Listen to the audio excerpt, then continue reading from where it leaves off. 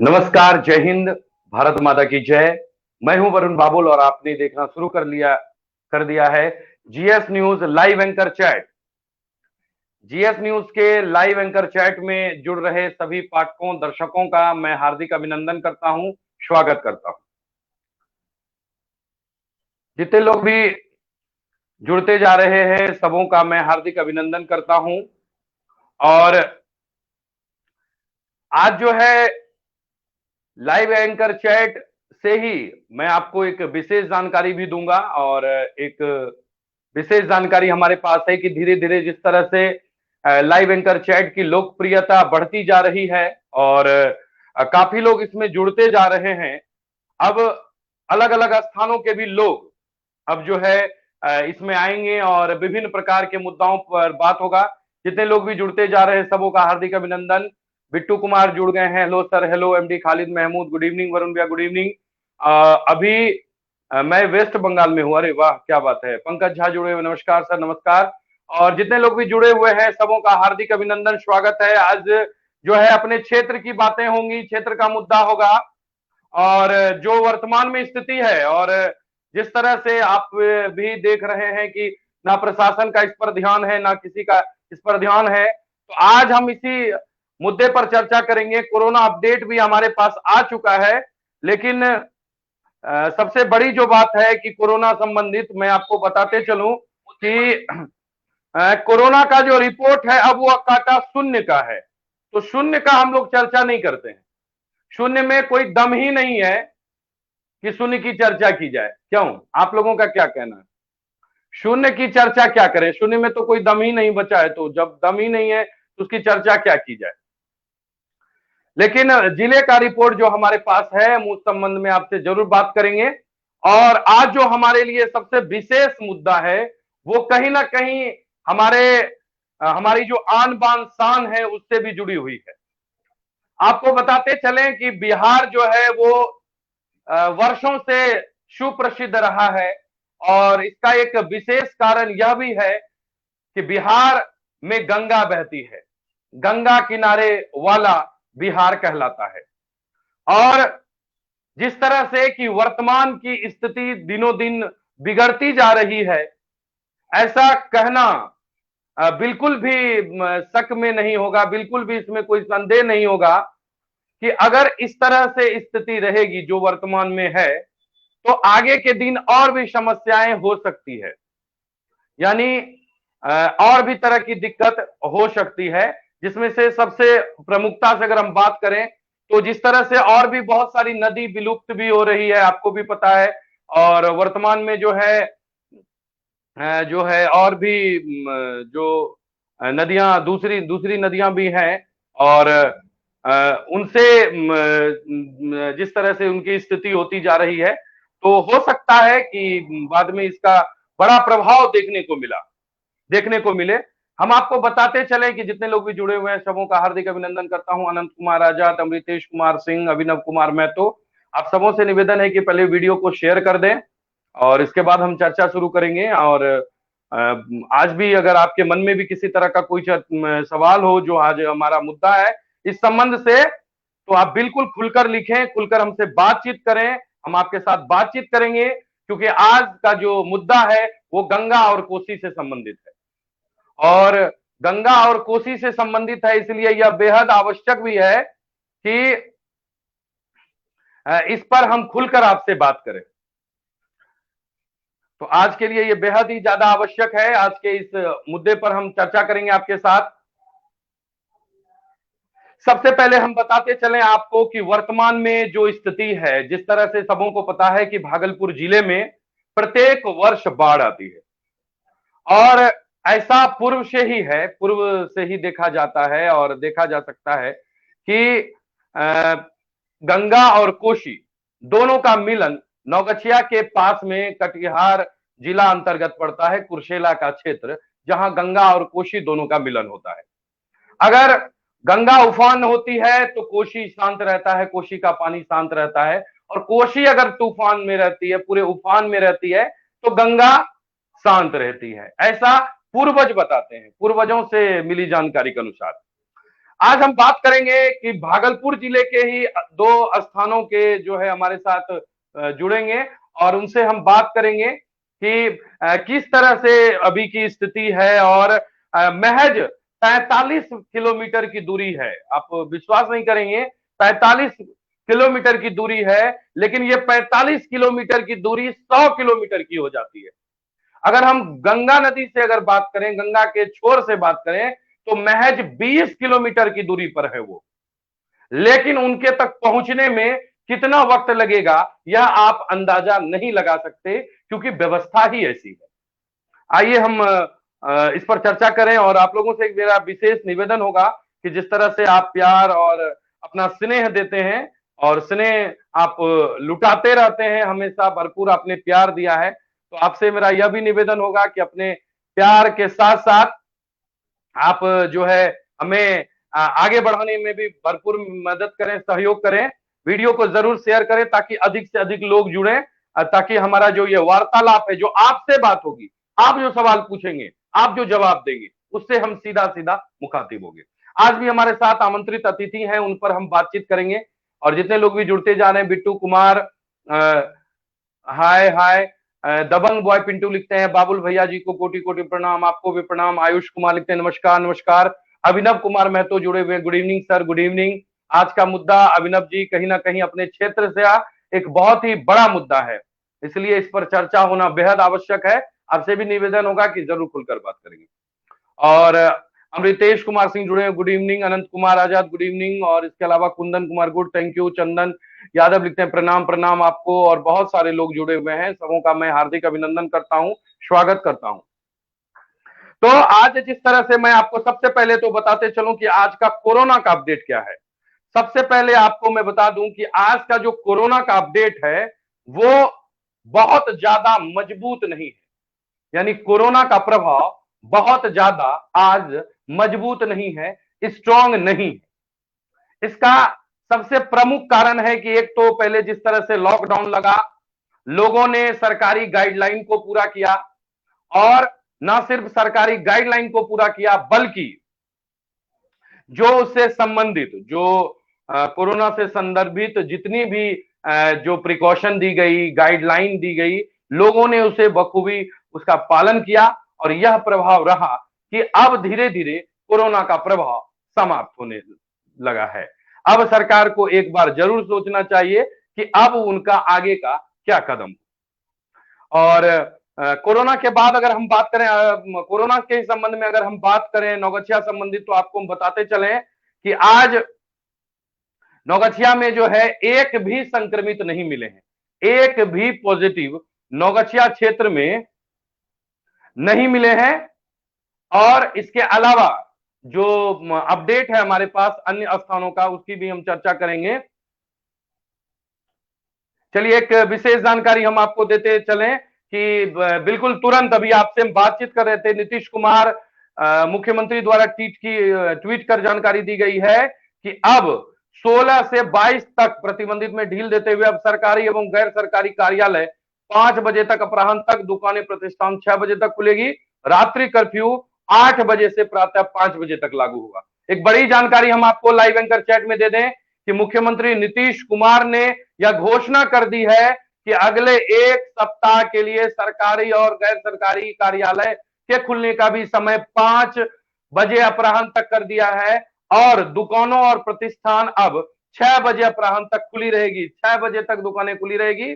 और night curfew जो है वो रात के 8 बजे से सुबह के 5 बजे तक जो है वह लागू रहेगा। तो एक बड़ी जानकारी है, इस लाइव एंकर चैट में जितने लोग जुड़े हुए हैं सबों को मैं जानकारी दे दूं कि आज आप लोगों को मैं एक विशेष जानकारी दे दूं कि अभी तुरंत जो है ट्वीट कर जानकारी दी गई है, और यह ट्वीट की जानकारी मैं आप लोगों के बीच साझा कर रहा हूं कि अब धीरे धीरे छूट देने की कवायद शुरू कर दी गई है, और कोरोना संक्रमण की स्थिति की समीक्षा की गई है, और अगले एक सप्ताह के लिए अर्थात 16 से 22 तक प्रतिबंधों में ढील देते हुए सरकारी और गैर सरकारी कार्यालय 5 बजे अपराह्न तक, दुकानें एवं प्रतिष्ठान 6 बजे अपराह्न तक खुली रहेगी। रात्रि कर्फ्यू जो है वह संध्या 8 बजे से प्रातः 5 बजे तक लागू रहेगा। तो एक बड़ी जानकारी, एक बड़ा अपडेट है। और अब हम चाहेंगे कि हमारे अतिथि को भी हम ले आए स्क्रीन पर, और आप लोगों की जो बातें हो, आपका जो सवाल हो, मैं आप लोगों से अनुरोध करता हूं कि आप बिल्कुल खुलकर लिखें। आज हमारे साथ जुड़ेंगे हमारे बड़े भाई की तरह है, अभिभावक की तरह है, और सबसे बड़ा है उनका सोशल मीडिया पर काफी जो है लोगों का जो जमावड़ा रहता है सोशल मीडिया पर, काफी छोटे छोटे मुद्दों पर भी वो बहुत ही ध्यान से देखते हैं। हम दोनों की दूरी अगर इस नदी के मद्देनजर कहें, जिस तरह से एक बहनों का संगम होता है एक, तो महज 20 किलोमीटर का है, लेकिन जब ये सड़कों पर आता है तो ये 45 से 50 किलोमीटर का होता है। और चलने की, अगर यात्रा करने की बात कहें, तो मुझे 100 किलोमीटर का एहसास होता है। एक सुबह चला हुआ आदमी शाम तक पहुंचता है। अब हम बिना देरी किए, बिना समय गवाए, हम अपने स्क्रीन पर अपने आज के इस आमंत्रित अतिथि को लेकर आ रहे हैं। और मैं अब हार्दिक अभिनंदन के साथ मैं आमंत्रित कर रहा हूं भागलपुर जिले के ही कहलगांव के समाज सेवी, समाज सेवा में काफी जुड़े हुए रहते हैं, व्यवसायी हैं, युवा हैं, अन्य क्षेत्रों पर भी इनकी काफी निगाहें रहती है। आज के इस एंकर चैट में उनसे बातचीत होगी। मैं उन्हें सादर आमंत्रित करता हूं, हमारे साथ जुड़ रहे हैं भरत कुमार उंटा जी। आइए अब इन्हें हम सबसे पहले इस स्क्रीन पर लेकर आए। मैं अब चूंकि मैं निवेदन करूंगा कि जो है जितने लोग लिखते जा रहे हैं कमेंट में, मैं आपसे एक जरूर अनुरोध भी करूंगा कि आप लोग विषय वस्तु से संबंधित सवाल पूछें। अभी जैसे मान लीजिए अभी स्कूल से संबंधित अगर आप सवाल पूछते हैं तो मैं आपको कुछ विशेष रूप से जानकारी नहीं दे पाऊंगा, क्योंकि अभी की जो स्थिति है तुरंत वाली, वो अभी की स्थिति वो स्कूल से संबंधित नहीं है। इसलिए भी मैं आपको विशेष रूप से जानकारी नहीं दे पाऊंगा। इसलिए मैं आप लोगों से अनुरोध करूंगा कि आप लोग जो है, आप लोगों से मैं एक अनुरोध करूंगा कि आप लोग विषय वस्तु और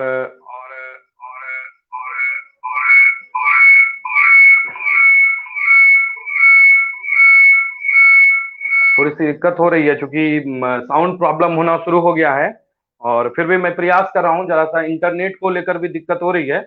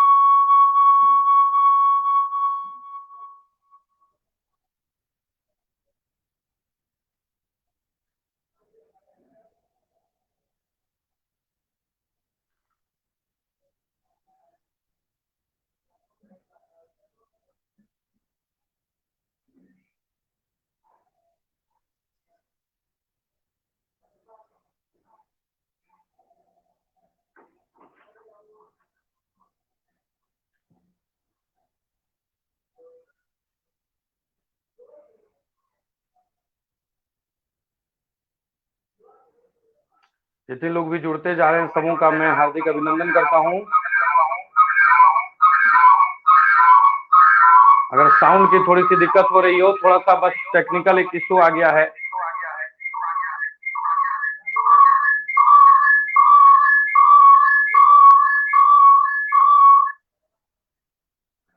और एक छोटी सी इशू आ गई है, मैं तुरंत इसे सॉल्व करने का पूरा प्रयास करता हूं, ताकि मैं गेस्ट को ला सकूं आज के इस एंकर चैट में, उनसे बातचीत हो सके।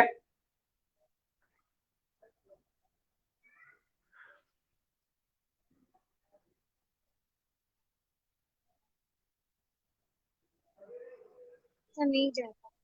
चलिए, और नमस्कार, शुभ संध्या, गुड इवनिंग। हमारे साथ जुड़ चुके हैं कहलगांव से भरत कुमार उंटा जी। हार्दिक अभिनंदन, स्वागत है सर को। धन्यवाद धन्यवाद धन्यवाद।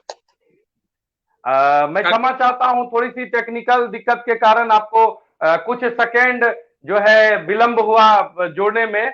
और हार्दिक अभिनंदन है, मैं जीएस न्यूज के इस सोशल मीडिया प्लेटफॉर्म पर, पेज पर आपका हार्दिक अभिनंदन करता हूं। कैसे हैं आप? अच्छा हूँ।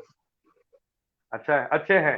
अच्छा, एक मैं आपसे जानकारी चाह रहा था कि अभी अगर मुझे आपके पास पहुंचना हो या आपको हमारे पास आना हो, तो ये दूरी सड़क से होते हुए कितने किलोमीटर की होगी? ये अगर अपने लोग सड़क से जाएं तो यह रास्ता बमुश्किल 35 किलोमीटर है। और अगर अपने 35 लोग से 35। अगर अगर कहलगांव से जो फेरी सेवा चलती है उसके जी, माध्यम से जाएं तो तिनटंगा उतरने के बाद मात्र 13 किलोमीटर दूर है। क्या बात है, क्या बात है। बिल्कुल बिल्कुल, मैं इसी को स्वीकार मगर करता मगर हूं। मगर आज मगर इसमें एक स्पेशल कोड जोड़ देते हैं कि यह जी मतलब बिल्कुल। की दूरी कारगिल विजय जैसे या लंका विजय जैसी है। क्या हाँ। बात है। सबसे पहले तो मैं आपको इसलिए भी बहुत बहुत धन्यवाद देता हूं कि दोनों आदमी गंगा के किनारे के हैं। एक तरफ नौगछिया, एक तरफ कहलगांव है।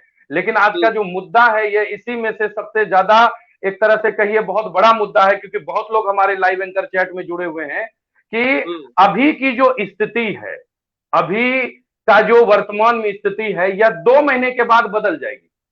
अभी हम नाव से आपके पास पहुंच सकते हैं, जहाज भी चल रही है, पहुंच सकते हैं। लेकिन बस 2 महीना, ये जून खत्म होगा, जुलाई के बाद अगस्त से जो स्थिति होगी शुरू, वो दिसंबर तक चलेगा।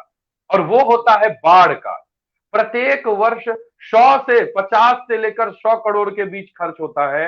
मतलब 50 करोड़ का बजट आता है, जिसे कि कहा जाए कि सिर्फ पैसे को पानी में ही डाल दिया जाता है। आज तक ना तो बांध का सही से ना निर्माण हो पाया, ना पानी को ही रोका गया, ना मार्ग ही तैयार किया गया। तो एक सबसे बड़ा सवाल है कि यह जो गंगा है, यह भी एक गंगा माँ है, जिन्हें हम पूजते हैं हिंदू धर्म के अनुसार। उनका जल अब तो बहुत धर्मों ने उन्हें अपनाया है। और मेरा कहने का मतलब है कि जिन्हें हम पूजते हैं, कहीं ना कहीं भागलपुर में उनके भी अस्तित्व पर खतरा है। क्योंकि जब बंगाल से होकर जहाजें आती है, फेरी आती है या बड़े, तो उन्हें भी लौटना पड़ता है। वो बनारस तक नहीं पहुंच पाते, क्योंकि यहाँ जो है पानी का लेवल कम है। जी कुल मिलाकर अगर गंगा की स्थिति की बात करें और गंगा के साथ साथ जी आपने अभी NH80 के भी मुद्दे को इसमें जोड़ा, तो मैं पहले NH80 जी को ही बिल्कुल। बोलता हूं, क्योंकि NH80 से जी सबसे ज्यादा जो पीड़ित शहर है, जो क्षेत्र है, वो कहलगांव हम्म विधानसभा क्षेत्र हम्म है। और कहलगांव जी विधानसभा बिल्कुल। क्षेत्र NH80 के मुद्दे पर सोशल मीडिया के माध्यम से, जी धरातल पर या बड़े बड़े नेताओं को पत्राचार के माध्यम से, जितने भी माध्यम हैं, हर माध्यम से जी सतत आंदोलन करता रहा है। और हम लोगों की जी पीड़ा यह है कि आए दिन अगर जी कोई भाई हमारा भागलपुर से इधर आते रहता है या नौगछिया से आते रहता है या पटना से आते रहता है, तो पटना से जी भागलपुर वो जितनी देर में पहुंचता है या पटना से नौगछिया जी जितनी देर में पहुंचता है, उससे तिगुना समय या दुगना समय उसको फिर नौगछिया से, भागलपुर से कहलगांव तक आने में लग जाता है। तो बिल्कुल मतलब कि बिल्कुल। जर्जर, प्रदूषण से मुक्त युक्त और जाम से युक्त, मतलब कि दयनीय है। मतलब कोई भी आदमी जब इस सड़क से आता है कहलगांव तक, तो वह मतलब कि कान पकड़ लेता है या ईश्वर को साक्षी मानकर यह बोलता है कि मैं अगली दफा जी कहलगांव नहीं आऊंगा भैया। मतलब कि बहुत दफा इच्छा होता है कि वरुण को बोले कि वरुण आ जाओ बाबा बटेश का दर्शन करने, या आओ कभी कहलगांव हाँ हाँ घूमने। बिल्कुल। तो मतलब कि वहां तो मेरे क्या कहता है, सब प्रिय भाई लोग हैं और काफी करीब है कहलगांव शहर से, क्या कहता है, वो बहुत क्लोज जुड़ा हुआ आत्मीय संबंध है हम लोगों का आपस में। मगर सिर्फ ये जी सड़क जी जो है वो बीच में एक मतलब कि चीन का दीवार बन के खड़ा है।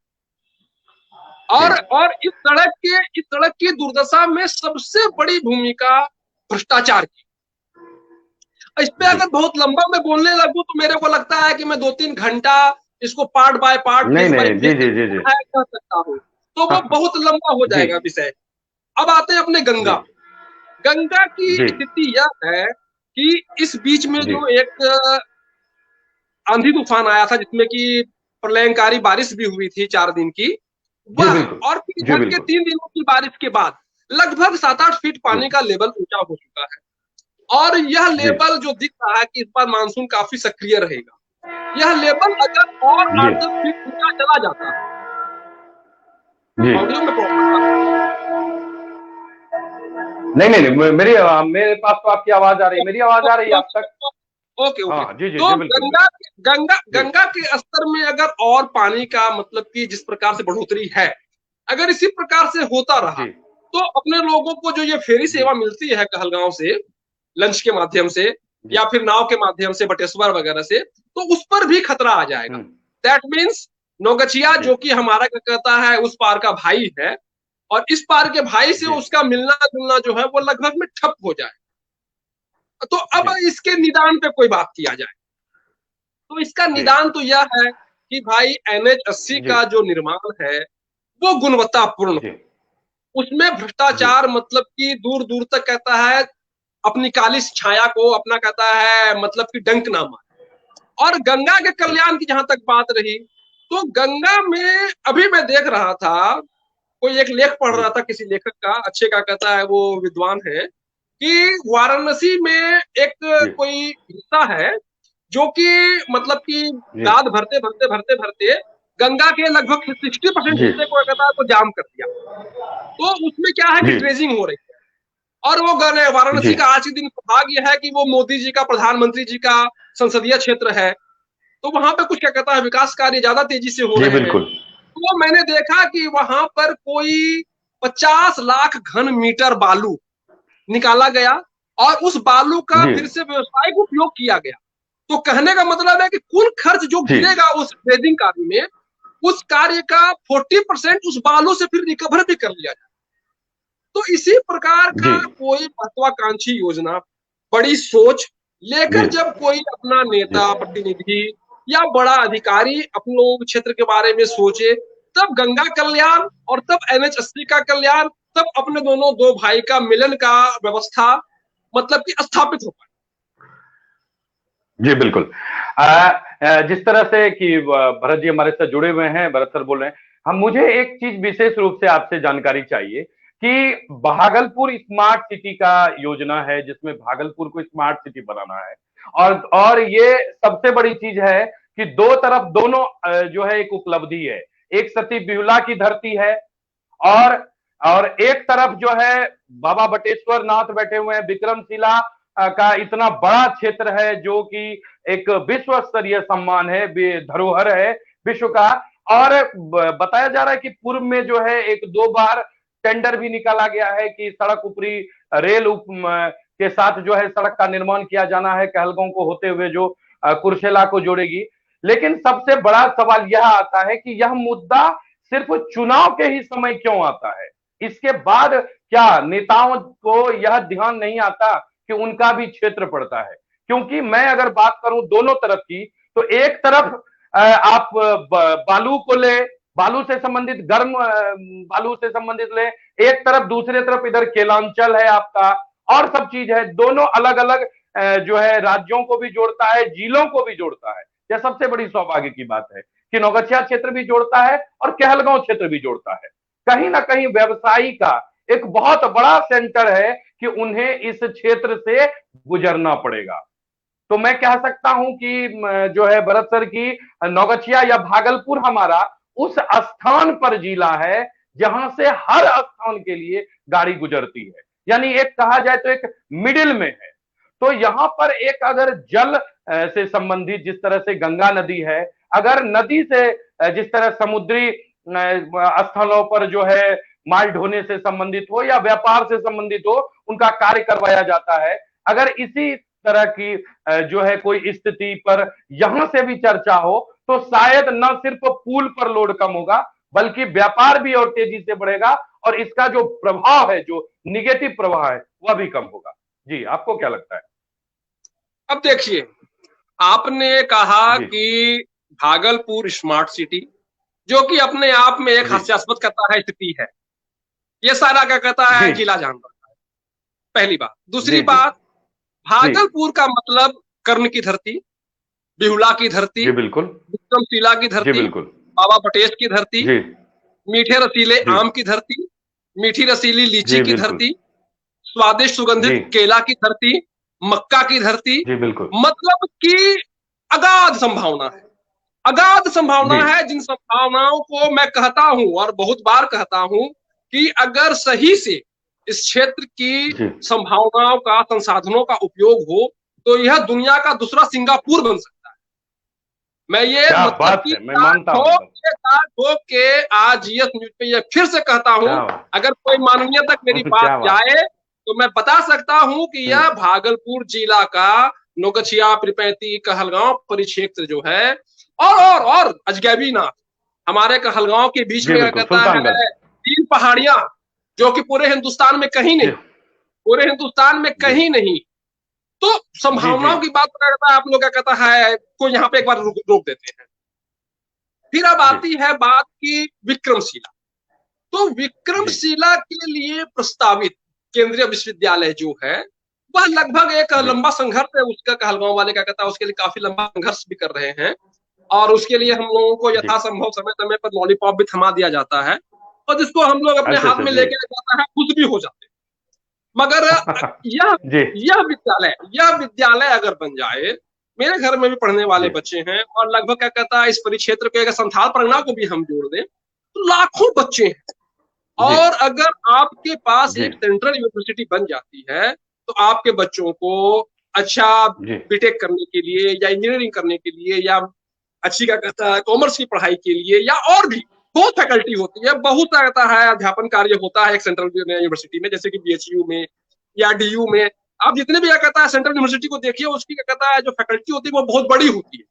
वहां पे संगीत की पढ़ाई कीजिए, बिल्कुल वहां पे बिल्कुल। आप योग की पढ़ाई कीजिए, वहां पे आप क्या कहता है कंप्यूटर की पढ़ाई कीजिए, मेडिकल की कीजिए, तरह तरह की पढ़ाइयां क्या कहता है वहां पे उपलब्ध होती है और सुगम रेट में होती है, बहुत क्या कहता है आपको सस्ती रेट में मिलती है। तो हमारे बच्चों को भटकते हुए बेंगलोर, पूना, दिल्ली, अहमदाबाद, कोलकाता नहीं जाना पड़ेगा।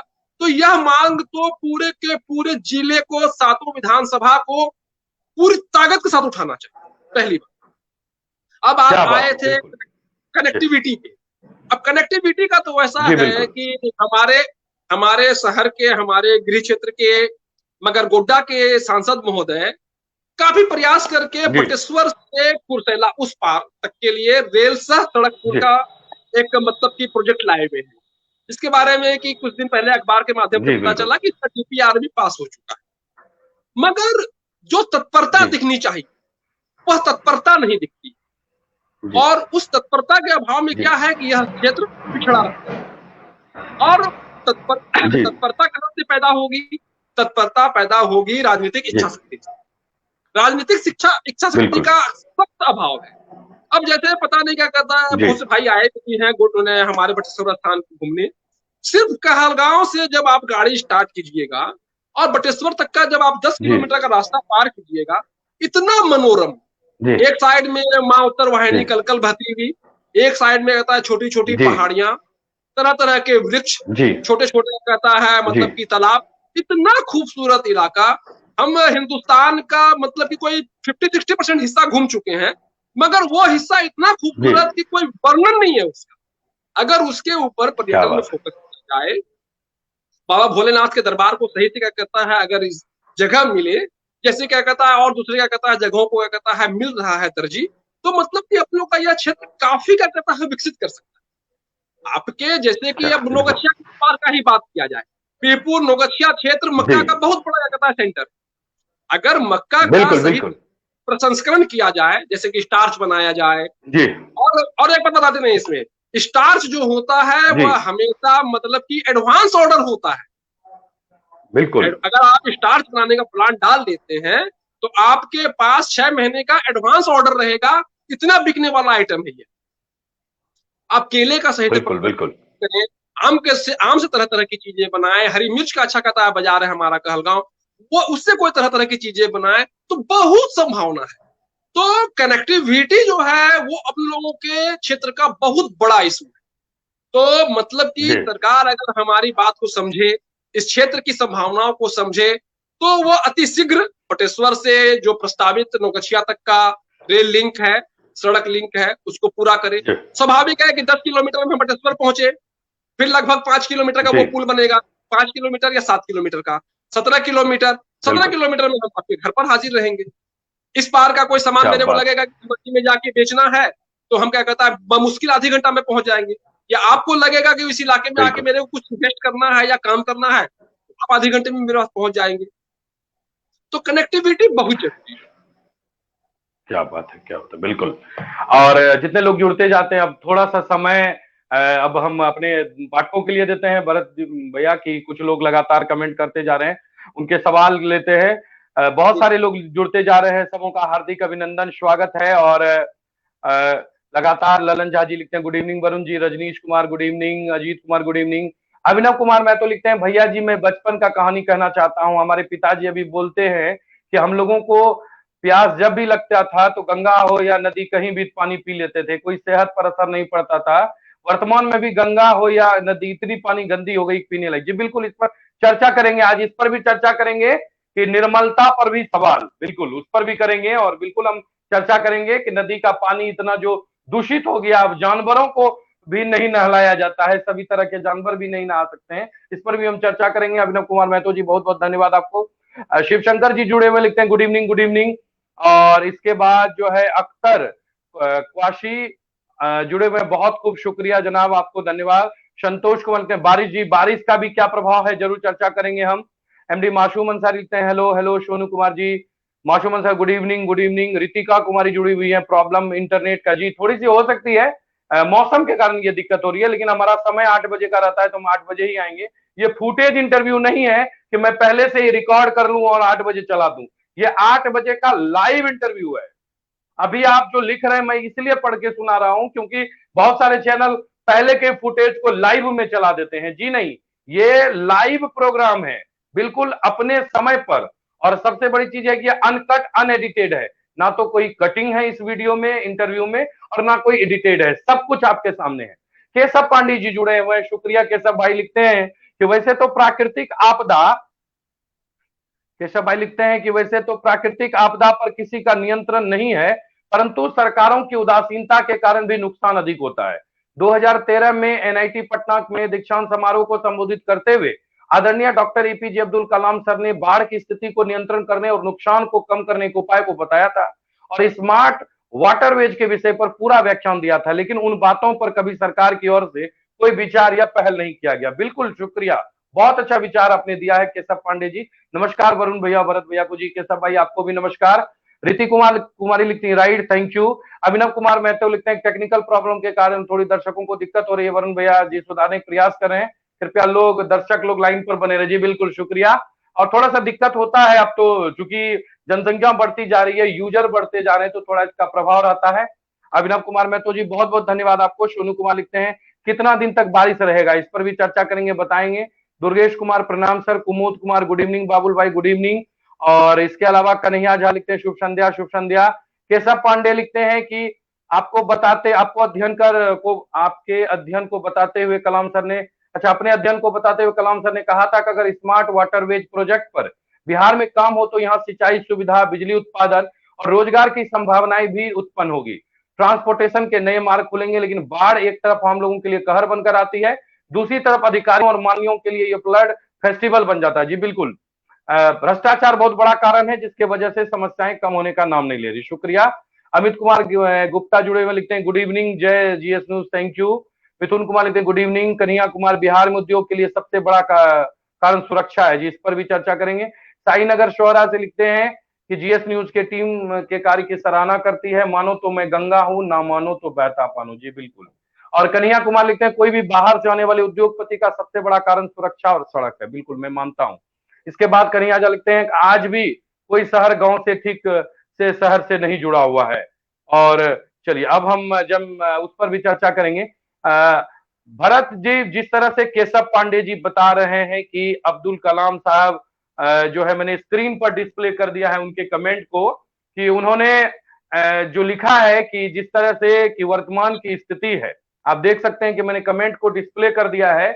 तो उन्होंने लिखा है कि जो है कलाम साहब ने इस चीज पर विशेष रूप से ध्यान दिया था, लेकिन इसके बावजूद जो है सरकार ने इस पर ध्यान नहीं दिया। आपको क्या लगता है? आप शायद सवाल पढ़ चुके होंगे, तो मैं इसे डिस्प्ले से अब चाहूंगा कि हमारी टेक्निकल टीम जो इस पर कार्य कर रही है, आपसे निवेदन होगा कि आप भी मॉनिटर करें और इसे स्क्रीन से हटा दें।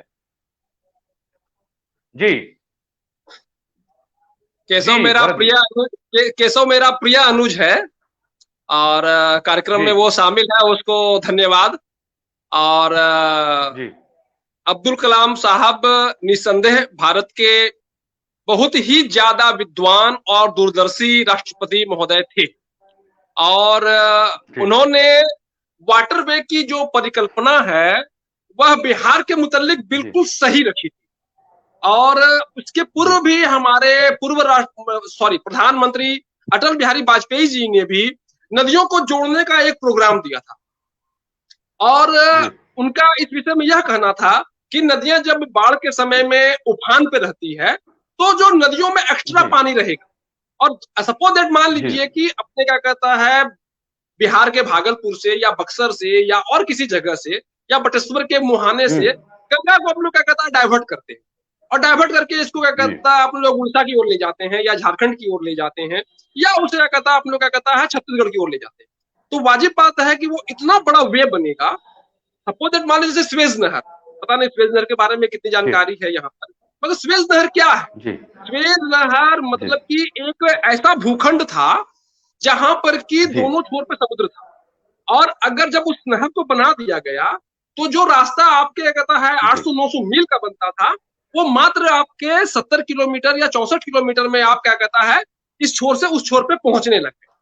तो उसी प्रकार से जी अगर अपने लोग जो वाटरवे की बात बता रहा है केशव, मतलब कोट जी कर रहा है अब्दुल कलाम आजाद साहब के कहता है विचार को, तो उस जी बिल्कुल एंगल जी से मैं और हमारी टेक्निकल जी जी हमारे टेक्निकल टीम ने उन कमेंट को उनके पोस्ट को भी स्क्रीन पर डाल दिया है जी। आप वहां से भी देख सकते हैं, हमारे पाठक भी आसानी से पढ़ के समझ सकते हैं जी। हाँ तो मैं बता जी रहा था, तो यह जो नदी जी जोड़ो अभियान है इससे अपने लोगों को दो फायदा जी होगा। पहला फायदा यह कि ट्रांसपोर्टेशन, जी बल्कि तीन होगा। एक तो जी ट्रांसपोर्टेशन मिलेगा जो जी कि मतलब जी सबसे सस्ता ट्रांसपोर्टेशन होता है। पानी में जब आपका जहाज जी चलता है तो उसकी लागत 40% जी रह जाती है।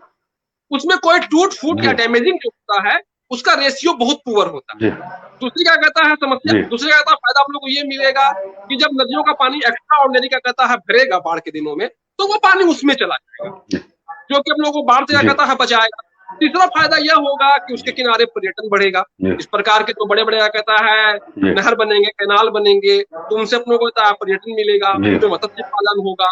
तो कहने का मतलब है कि जी यह एक मतलब कि बहुआयामी योजना होगी। और जी सबसे बड़ी बात वही आ जाती है कि आखिर इतनी बड़ी बड़ी योजनाएं, इतने बड़े बड़े विद्वानों के द्वारा बताई जी हुई योजनाएं ठंडे बस्ते में क्यों चली जाती है जी भाई? और खास जी करके भागलपुर जिला बिल्कुल उपेक्षित। भागलपुर जिला में कोई भी महत्वाकांक्षी योजना, मेरा जो अपना मतलब कि आकलन है के एनटीपीसी के बाद, कहलगांव में जो एनटीपीसी स्थापित हुआ है उसके बाद से एक भी बड़ी योजना जी बिल्कुल जिसको कि अपने लोग देखकर गौरवान्वित हो जी सके ऐसी योजना नहीं आई। तो ये जी वाटरवे वाला जो प्रस्ताव बिल्कुल है बिल्कुल तो बहुत अच्छा है। अभी हाल फिलहाल में ही एक हाल फिलहाल नहीं बल्कि 2-3 साल पहले बटेश्वर से कहलगांव के बीच में एक पोर्ट बनाने का, एक छोटा सा पोर्ट बनाने का विचार हुआ कि एक छोटा सा पोर्ट बनाया जाए जो कि जी यहाँ से कोयला या लोहा या फिर और कोई भी तरह का या पक्का गल्ला जो भी है वो वाराणसी या कोलकाता वगैरह वाटरवे से जाए। मगर कुछ नहीं, मतलब कि जी योजनाओं के बारे में अखबार में हम पढ़ते हैं, उसको देख के बहुत खुश होते हैं, सोशल मीडिया पे जी उसकी कटिंग डालते हैं, अच्छे जी अच्छे कमेंट या फिर कटाक्ष भरे कमेंट आते हैं और बात वहीं पे मिट जाती जी है। अच्छा, एक चीज हम जानना चाहेंगे, जिस तरह से कि आज हमारे साथ टेक्निकल टीम काम कर रही है, भरत जी, जैसे कि आप भी देख रहे होंगे धीरे धीरे हम लोग भी, हमारी टीम भी कार्य कर रही है कि कुछ कुछ लोगों के सवाल को डिस्प्ले किया जा रहा है। हमारा डिस्प्ले करना सिर्फ एक मकसद है, जो आपकी आवाज है वो बने बुलंदी। मैंने शुरू से ही बिल्कुल कहा है अच्छा, कि ये हमारा इंटरव्यू हाँ, अच्छा चीज है, ये जी अच्छी चीज है। हाँ, तो टेक्निकल टीम का कहना है कि जो लोग भी हमारे पाठक हैं असल में वही हमारे जो है असल में क्वेश्चन सेटर है। हमने कोई स्क्रिप्ट नहीं तैयार किया है, ना हमारे पास कोई स्क्रिप्ट है, ना हमारे गेस्ट के पास है। बिल्कुल उनके मन में जो भी आता है वो उसी तरह के सवाल को स्क्रीन पर कर देते हैं। देखिए अभी एक स्क्रीन पर एक सवाल है जो कन्हैया झा लिखते हैं, उनका सवाल है कि बिहार में जो है उद्योग की जो वर्तमान की जो स्थिति है, जैसे हम कह सकते हैं कि अभी हमारा नौगछिया भागलपुर का क्षेत्र है, यहाँ अगर हम उद्योग की बात करें, जो सबसे ज्यादा सबल करेगा, मजबूत करेगा हमारे क्षेत्र को, हमारे जिला क्षेत्र को, तो उसमें सबसे बड़ा कारण सुरक्षा का है। क्या आप इसे मानते हैं भरत जी? बिल्कुल। कन्हैया कुमार जी का सवाल डिस्प्ले पर है जी। मैं सोशल मीडिया पर एक पोस्ट बनाया था मैंने, और मैंने उस पर 3-4 बिंदुओं को रखा था। मैंने कहा था कि कोई भी पूंजीपति, कोई भी इन्वेस्टर अगर अपना धन लगाए इस इलाके में और उसको सुरक्षा की गारंटी ना मिले, तो वो किसी कीमत पर पैसा नहीं लगाए। चाहे आप उसको लाख तरह का मतलब कि आश्वासन दे दीजिए, बधा लीजिए, फुसला लीजिए, अगर वो अपने कर्मचारियों की, अपनी संपत्ति की सुरक्षा की गारंटी नहीं देखता है, तो वह आपके क्षेत्र में कार्य नहीं करेगा। पहली बात। दूसरी बात मैंने कही थी कि सड़क कनेक्टिविटी तो इतना पुअर है कि अगर कोई बंदा सामान बना ले, सपोज दैट मान लीजिए किसी ने कहता है यहाँ पर सीमेंट का प्लांट डाल दिया, या मान लीजिए किसी ने यहाँ पर अपना कोई आम का कहता है टमाटर टोमेटो सॉस बनाने का प्लांट डाल दिया। अब उसको अगर यह सामान यहाँ से भेजना है तो उसके पास कोई भी ढंग की व्यवस्था नहीं है। तीसरी बात जो कि बहुत महत्वपूर्ण है, जब कोई आदमी 1000 करोड़, 2000 करोड़ या 500 करोड़ रुपया खर्च करके अगर यहाँ पे प्लांट स्थापित करे, तो वह आदमी आपके घर में या आपके शहर में, आपके क्षेत्र में ट्रेन से चलकर नहीं आए। उसको मतलब कि एक फास्ट कनेक्टिविटी चाहिए, मतलब कि वो पाइपलाइन आए, वो भागलपुर में उतरे, कम समय लगे, बाय कार 1 घंटा के अंदर विक्रमशिला में या बटसवर में या नौगछिया में या बीपुर में कहीं भी प्लांट को विजिट करे, और फिर वापस वो भागलपुर पहुंचे और एरोड्रम पे कहता है अपनी गाड़ी ले और वापस क्या कहता है मुंबई, अहमदाबाद, जयपुर या जहां भी जाना या चेन्नई, वो चला जाए। तीसरी ये प्रॉब्लम है। चौथी प्रॉब्लम क्या है कि वो कुछ हद तक कम हुई है, जैसे एनटीपीसी जब तक नहीं था, या एनटीपीसी आज भी अपने लोग को जो एनर्जी देता है, जो क्या कहता है वहां से अपने लोग को कहता है बिजली मिलती है, उसका भी व्यवस्था क्या कहता है कुछ लचर पचर सा ही। बिल्कुल। पांचवी समस्या भी है, बिहार में जो बैंकिंग है, बिहार में जो इंडस्ट्रियल ग्रोथ के लिए फाइनेंस सिस्टम है, वो बहुत पुअर है, हद से ज्यादा पुअर है। अगर अपने लोग 4 भाई मिलके कोई अच्छा सा प्रोजेक्ट बना लेते हैं कि भाई हम इस इलाके में रहता है, अमुक प्लांट डालेंगे, इसके लिए मेरे को क्या कहता है 60 करोड़ रुपया का क्या कहता है लोन ग्रांट कर दीजिए, वो आपको मतलब कि इतना परेशान कर देंगे कि आप अंत में हाथ जोड़कर वापस कहता है गुजरात चले जाइएगा या हैदराबाद चले जाइएगा, और वहां पे वो प्लांट आप क्या कहता है महीना भर में अपने खूबसूरत प्रोजेक्ट करता है चालू कर दीजिए। तो मतलब कि सुरक्षा, सड़क, बिजली, बैंकिंग सिस्टम, हमारे नेताओं की इच्छा शक्ति का अभाव या उनमें दूरदर्शिता नहीं है, काबिलियत नहीं है, जिसकी वजह से यह क्षेत्र पिछड़ा है। और मैंने जब बात शुरू की थी तो कहा था कि अगर यहाँ का नेतृत्व मेहनत करे, हमारा आला कमान जो कि पटना में बैठा हुआ है, दिल्ली में बैठा हुआ है, वो अगर सही से इस क्षेत्र पे फोकस करे तो यह हिंदुस्तान का नहीं दुनिया का दूसरा सिंगापुर बनेगा। क्या बात है, मैं मानता हूं इस चीज को, मैं स्वीकार करता हूं। अच्छा, एक सवाल जो हमारे डिस्प्ले पर है, टेक्निकल टीम ने दी है, साई नगर सोहरा नौगछिया की आईडी है, उन्होंने लिखा है कि भागलपुर वासियों के हवाई उड़ान, हवाई अड्डे का मुद्दा सिर्फ चुनावी चालीसा तक रह गया है। हवाई उड़ान जो जिस तरह आपने भी अभी कहा, एक बहुत बड़ा जो है चीज है, एक बहुत बड़ा मुद्दा है, बहुत लोगों का अरमान है, क्योंकि बिहार में बाद में इतना जो जोशीला चर्चा नहीं था। जिस समय मैं बात करूं, दरभंगा एयरपोर्ट अब तो शुरू हो चुका है, जिस तरह से दरभंगा लोग आ जा रहे हैं, तो मतलब कि भागलपुर का पूर्व से ही रहा कि पहले भागलपुर ही शुरू होगा, लेकिन इतने ज्यादा बखेड़ा ही इसमें है कि अभी तक वो कहीं ना कहीं अटका हुआ है। भागलपुर का बहुत बड़ा डेवलपमेंट का क्षेत्र जो है इसी कारण से वंचित है कि यहाँ कोई भी आना नहीं चाहते हैं जल्द। जी, मैं इस पर एक लेख लिख के रखा हूं अपने पास, मेरे पास वो लेख लिखा हुआ है, और कभी फुर्सत से मैं उस पूरे लेख को मतलब पब्लिश करूंगा। भागलपुर में वर्तमान हवाई अड्डा जो है, आज के दिन वह हवाई अड्डा किसी भी हाल में सेवा देने योग्य नहीं है, वो काफी छोटा है। और नहीं, हिंदुस्तान जी, में उन्नत बिल्कुल, उन्नत क्वालिटी के मतलब स्तर के हवाई अड्डा का निर्माण हो रहा है। तो सबसे बड़ी समस्या तो वो जगह है। जी, और उसके अलावा फिर क्या है कि जी, इस लोगों का एक कोई सर्वे टीम होता है जो कि तकनीकी रूप से हुँ, सर्वे करके बताता है कि अगर आप इस शहर में या इस क्षेत्र में हवाई अड्डा अगर आप जी, स्थापित करते हैं तो यह हवाई अड्डा आपको कितने जी, पैसेंजर देगा। तो वो तकनीकी सर्वे जो है जी, बताता है कि भागलपुर क्षेत्र में न तो कोई बड़ा यूनिवर्सिटी है, न कोई बड़ा इंडस्ट्री है, न बड़ा कोई टूरिज्म सेंटर है, सब कुछ है नहीं, तो यहाँ पर लोग हवाई यात्रा करेंगे क्यों? और वाजिब सवाल है। अगर वरुण बाबुल को भी बोला जाए कि फलना जगह पे फलना चीज डालो, तो वरुण बाबुल अगर वहां पे 2,000 जी, करोड़ का खर्च करता रहेगा तो एक कोई सर्वे टीम को पकड़ेगा, कह रहे बाबू जैसा जानकारी करके हमको आप बताइए कि यहाँ पर अगर ये व्यापार को हम सेटअप करें तो हमको क्या रिटर्न मिलेगा।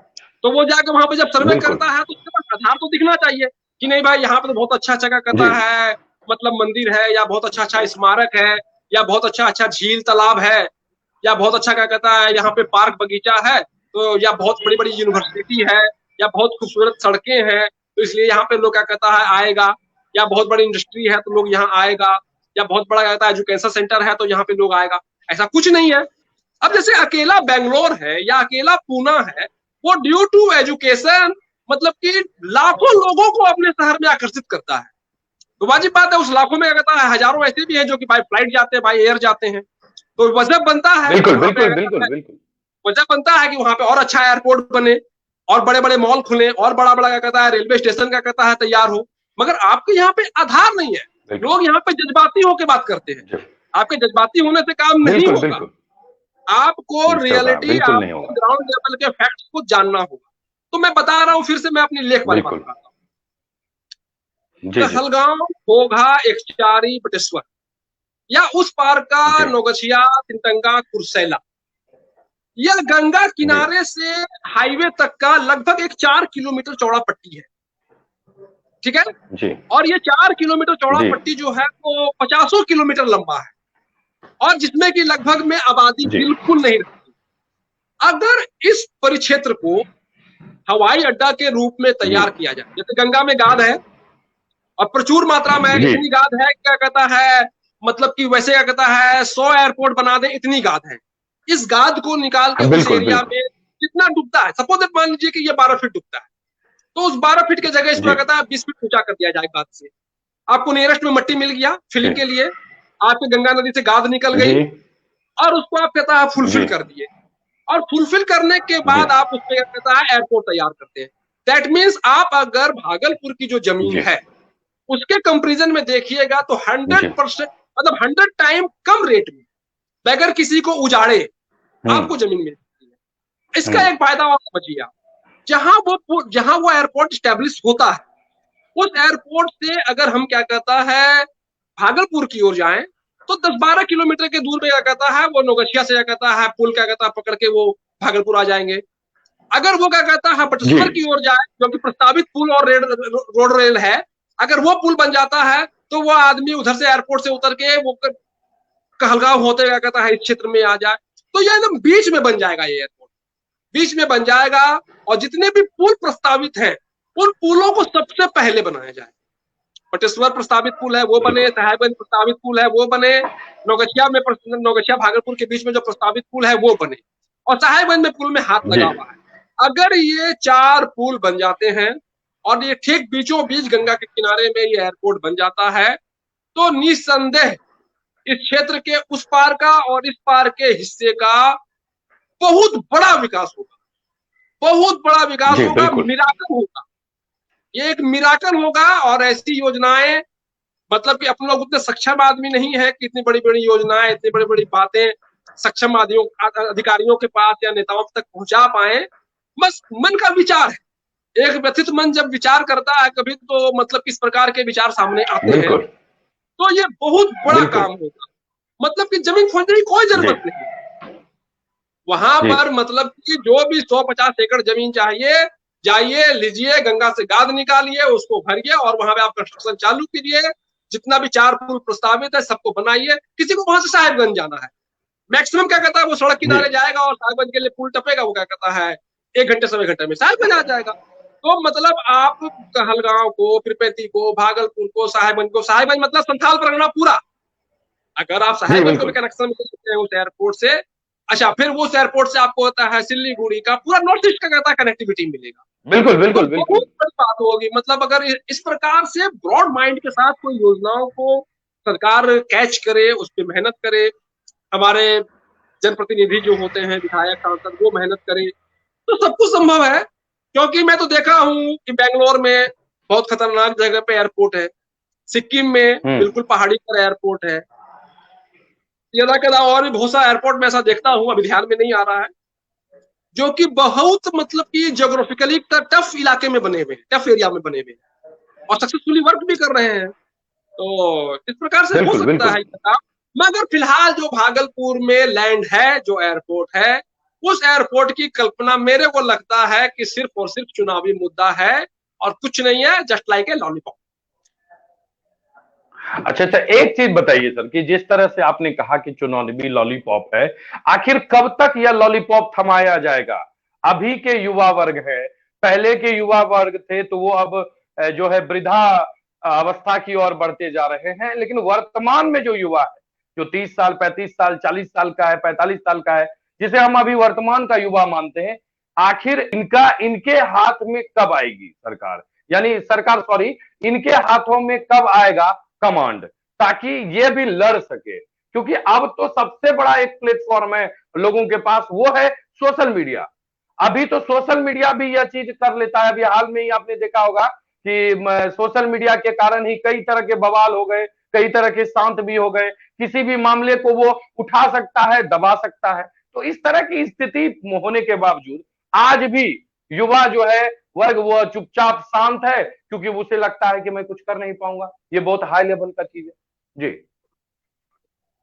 इस पर एक कटाक्ष देता हुआ वक्तव्य हम दिए थे कि भागलपुर जिला क्षेत्र को अगर समस्याओं से मुक्त करना है तो माननीय प्रधानमंत्री श्री नरेंद्र मोदी जी को भागलपुर का प्रत्याशी बना दीजिए, सांसद बना दीजिए। क्योंकि भागलपुर की समस्याओं को देखते हुए बचपन बीता, जवानी बीती, और अब तो अगर हमारे माननीय प्रधानमंत्री जी इस वक्तव्य को किसी भी कहता वजह से सुन ले और वो भागलपुर क्षेत्र के सांसद बन जाएं, तो मेरी गारंटी है कि भागलपुर संसदीय क्षेत्र का समस्या पूर्णतः खत्म हो जाएगा। उसके अलावा फिलहाल कोई भी व्यक्ति नहीं है जो कि भागलपुर संसदीय क्षेत्र की समस्याओं को खत्म कर सके। इसमें कोई भी मतलब कि लीपा पोती वाली बात मैं नहीं करना चाहता। ऐसा कोई भी बंदा नहीं है। सपोज दैट मान लीजिए वर्तमान सांसद, चलिए उसको हम इग्नोर करते हैं, आप हमको बताइए कि दूसरा कौन व्यक्ति ऐसा हो जो कि चुनाव लड़े, जीत जाए, और फिर उसकी इतनी क्षमता हो कि दिल्ली दरबार में साउथ ब्लॉक में बैठ के जो क्या कहता है इस शहर का, इस क्षेत्र का सपना है, उन सपनों को साकार कर पाए। कोई नाम नहीं दिखता है, दूर दूर तक नहीं दिखता है। तो एक कद्दावर शख्सियत, कर्मठ शख्सियत, दूरदर्शी शख्सियत की जरूरत है जो भागीरथ बन के आए और भागलपुर में विकास की गंगा बहे। एकदम एकदम भरपूर। जैसा कि हमारे टेक्निकल टीम द्वारा लगातार एक डिस्प्ले क्वेश्चन किया गया है, हमारे भी मॉनिटर में दिख रहा है, आपके भी स्क्रीन पर दिख रहा होगा। एक सोनू कुमार चौधरी ने कमेंट किया, उन्होंने पूछा है कि बिहार का कोई भी छोटा शहर हो या गांव हो, बारिश के बाद सिर्फ पानी ही पानी क्यों? स्मार्ट सिटी बिहार में एक भी जिले में नहीं है। मतलब बरसात होने के बाद पूरा शहर पानी ही पानी हो जाता है, चाहे वो नौगछिया क्षेत्र का हो, कहलगांव क्षेत्र का हो, नाथनगर क्षेत्र का हो कि भागलपुर सिटी क्षेत्र का हो।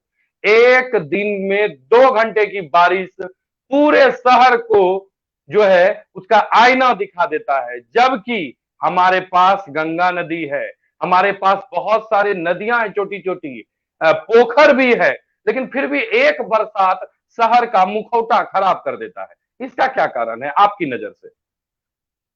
इसका एकमात्र कारण है हमारा ड्रेनेज सिस्टम। हमारा ड्रेनेज सिस्टम, सपोज दैट मान लीजिए कि कहलगांव या इसके बगल का कोई छोटा सा शहर, एक चारी या घोघा या पीरपैंती, अब वहां पर ड्रेनेज बनाने का प्रस्ताव आता है, और एट प्रेजेंट मान लीजिए कि उस पीरपैंती शहर की जनसंख्या 18,000 है। अब वो बाबू लोग जो इंजीनियर हैं, जो हमारा सिस्टम है, वो 18,000 की जनसंख्या के हिसाब से कुल मिला के 10 इंची चौड़ा, 12 इंची डेप्थ का एक छोटा सा ड्रेनेज बना देता है। और उस ड्रेनेज को क्या कहता है, वो ले जाके किसी भी तालाब में, नदी में, नाले में या नहर के पास क्या कहता है, गिरा देता है। अरे भाई, आप ऐसा क्यों करते हो? आपको पता है कि यह 18,000 की जनसंख्या वाला शहर आने वाले 10 साल में या 15 साल में 1,80,000 वाला बनेगा। यहाँ पे क्या कहता है, लोग क्या कहता है आके बस रहे हैं, विकास हो रहा है, जनसंख्या बढ़ रही है, तो आप अपने प्रोग्राम को दूरदर्शी रखिए ना, आप उसको वाइड कहता है ब्रॉडकास्ट से सोचिए ना, पहली बात। दूसरी बात, हमारी जो सड़कें होती हैं वो इतना घटिया निर्माण होता है कि वह बरसात के दरमियान अगर तारकोल की है तो तारकोल के साथ पानी का दुश्मनी है, और वो जब पानी पड़ता है तो वो क्या कहता है, उसकी 1 आध इंच मोटी जो लेयर होती है वो उखड़ जाती है, फिर उसके भीतर तो फिर कहता है सिर्फ मट्टी और बालू है, वो निकल गया, फिर वो गड्ढे का कहता है पानी पी के संतुष्ट होते हैं, मतवाला हो जाता है गड्ढा। तो इस प्रकार से वो मतवाला होके आपको आनंदित करता है, आपको दिखाता है कि देखो हम हाजिर हैं। तो सबसे बड़ा रीजन है दूरदर्शी सिस्टम। सिस्टम जब तक हमारा दूरदर्शी नहीं होगा, यूरोप के स्टैंडर्ड का नहीं होगा, अमेरिका के स्टैंडर्ड का नहीं होगा, कनाडा के स्टैंडर्ड का नहीं होगा, या फिर क्या कहता है चंडीगढ़ के स्टैंडर्ड का नहीं होगा, या जो भी अपने लोगों की नई नई क्या कहता है, मतलब कि बिहार के बाहर अच्छी अच्छी सिटियां जो बन रही हैं उनके स्टैंडर्ड का नहीं होगा, तब तक अपने लोग इस प्रकार का कष्ट झेलेंगे ही। सीधी सी बात है कि आज अगर आपको अपने क्षेत्र में ड्रेनेज करना है तो आप आने वाले 15 साल को देख लीजिए सामने, और उसके हिसाब से ड्रेनेज बना दीजिए, चैप्टर क्लोज, कहीं कोई दिक्कत नहीं। क्या बात, और दूसरी बात, क्या बात है, बहुत बहुत लाजवाब, लाजवाब। जी मैं एक बात और जैसा कि बहुत, जी जी जी, बिल्कुल बिल्कुल बिल्कुल बोलिए जी, बिल्कुल। कि जैसे कि गंगा पे बात हो रही है, मूल अपने लोग का बात गंगा था, मगर दरअसल अपने लोग कहता है सड़क पर उद्योग पे चले गए, वो भी ज्वलंत मुद्दा है, ठीक है, बहस हो रही है, बात हो रही है, तो उन सवालों को भी उठाना लाजमी है। मगर गंगा के साथ एक पीड़ा जो है, और वो गंभीर पीड़ा यह है कि भागलपुर संसदीय क्षेत्र में भागलपुर, सुल्तानगंज, नौगछिया, कहलगांव, यह 4 मूल रूप से बड़े क्या कहता है शहर है, नगर पंचायत या नगर परिषद या नगर निगम है, ठीक है। और इन शहरों में सीवेज सिस्टम, यानी कि शहर के पानी को स्वच्छ करके फिर से गंगा में क्या कहता है समाहित कराने की व्यवस्था, इसके ऊपर हमारी सरकारें, हमारे जनप्रतिनिधि मतलब क्यों ध्यान नहीं देते हैं, या इसके लिए क्यों सवाल खड़ा नहीं करते हैं संसद में, क्यों मतलब कि पुरजोर तरीके से फंड की मांग करते हैं, समझ नहीं आता है। मतलब सीवेज सिस्टम, मतलब अपने शहर के कचरे को रास्ते में रोक लेना है, प्लास्टिक को अलग छांट दीजिए, जो गाद है उसको अलग छांट लीजिए, शीशे को अलग छांट दीजिए, और लकड़ी के टुकड़े उसको अलग छांट दीजिए, और उस फिर पानी को फिल्टर करके गंगा में आप तिरोहित कर दीजिए। तो अपना इसमें क्या होगा, गंगा में आप क्या कहता है अननेसेसरी गंदा नहीं जाएगा, पानी की स्वच्छता बनेगी, शहर को स्वच्छ पानी कहता है मिलने की संभावना बढ़ेगी।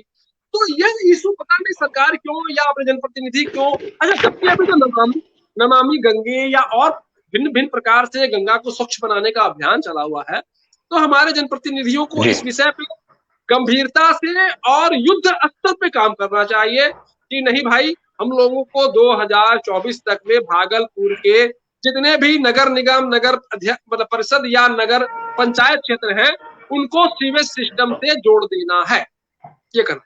जी जी। अब चूंकि अब हमारे पास समय भी बहुत कम है और सवाल तो एक से एक आपके लिए आ रहा है। भरत जी हमारे साथ जुड़े हुए, भरत कुमार उनका कहलगांव से, और युवा जोश है काफी, इनके संस्था के बारे में भी हम अंत में बात करेंगे, लेकिन कुछ कुछ सवाल है, चूंकि आज का जो मुद्दा है वो गंगा कोसी से संबंधित है, लेकिन जो आपके सवाल आएंगे, मैंने शुरू में ही कहा है हमारा कोई स्क्रिप्ट नहीं होता है, कोई आज तो टेक्निकल टीम है जो सवाल डिस्प्ले कर रही है, मैं टेक्निकल टीम के जितने भी हमारे, मैं आपको बताते चलूं भरत जी, जो ये टेक्निकल टीम में हमारे लिए कार्य करती है वो नारी शक्ति है, मैं उन्हें भी बहुत बहुत धन्यवाद देता हूं, जो धीरे धीरे हर क्षेत्र में आगे बढ़कर, और एकदम भैया ने हाथ जोड़ा, मैं भी प्रणाम करता हूँ नारी शक्ति को, कि वो सिस्टम पर बैठकर अपने नौगछिया भागलपुर की जो बेटी है, बहू है, और उन परिवार से वो बेहतर करने का प्रयास करती है। मैं आपको बहुत बहुत धन्यवाद देता हूं। मैं भी पूर्ण रूप से सहयोग करता हूं कि धीरे धीरे आप भी बेहतर कर सके। जैसा कि एक केशव पांडे जी का एक सवाल डिस्प्ले हुआ है कि बिल्कुल पुलों को सबसे पहले बनाने की आवश्यकता है। विक्रमशिला सेतु पर जाम समस्या से लोग काफी परेशान होते हैं। जैसा कि आपको पता होगा कि पूर्व के जितने भी पुल थे जो अंग्रेज के समय के थे, कहीं ना कहीं अभी भी वो मजबूत हैं, लेकिन वर्तमान में जो पुल बन रहे हैं या पूर्व से बन रहे हैं, भागलपुर पुल में भी आपने देखा होगा कि 2 साल पहले जो है रोक कर मतलब कि आवागमन को बाधित करके और पुल का जो है उसे रिपेयरिंग मरम्मती की गई। तो क्या इसका क्या कारण होता है? मेंटेनेंस नहीं हो पाता है, या उस तरह का सामग्री जो है नहीं लगाया गया है, उस तरह से बनाया नहीं गया है, जो ओवरलोड हो जाने के बाद जो है वो खुद परेशान हो जाता है। कहा जाए कि अगर पुलों में भी जान होता या जान है तो वो भी रोने लगता कि हम किस जगह पर आ गए। जी नहीं, यह दोनों इसमें आरोप निराधार है, क्योंकि यह पुल जब बना है और मैं इसके निर्माण से लेके इसके आज तक के परिचालन को फॉलो करता हूं, तो यह आरोप बिल्कुल निराधार है। जिस जमाने में यह पुल बनना शुरू हुआ और जिस जमाने में इस पुल का उद्घाटन हुआ था, उस दौर में जो वाहन चलते थे उनकी संख्या बहुत कम थी, पहली बात। दूसरी बात, जो भारी वाहन मतलब कि गुड्स कैरियर, मालवाहक जो वाहन है, वो भी बमुश्किल 9 टन कैपेसिटी वाले चलते थे। 6 चक्का गाड़ियां होती थी, छोटी गाड़ियां होती थी, उनका कुल वजन वाहन का कहता है क्षमता जो होती थी वो मात्र 9 टन होता था।